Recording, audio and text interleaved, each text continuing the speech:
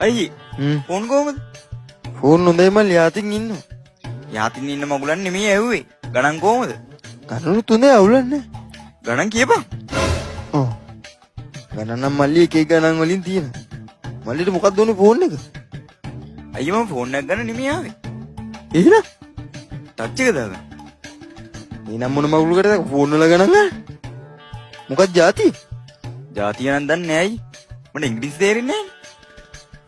මේක තමයි. ඈ? මේකට අච්චෙන්නේ? අන්න ඒක තමයි තියෙන ප්‍රශ්නේ.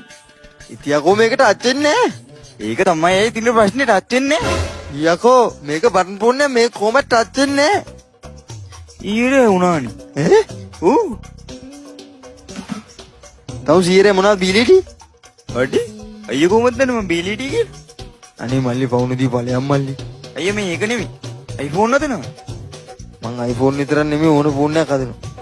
මන් ළඟ 6S එකක් තියෙනවා. බැරි වෙයිද? ඒකේ කැමරාවට සිනමැටික් දාගන්න. අර පස්ස බොඳ වෙන්නේ. ඈ? ඌ අයියෝ. අනේ බුදු මල්ලි. මට කියලා උඹේ අම්මට රමණේ කරගන්න දු ඵලයක්. වමනේ මට කියලා දු ඵලයක්.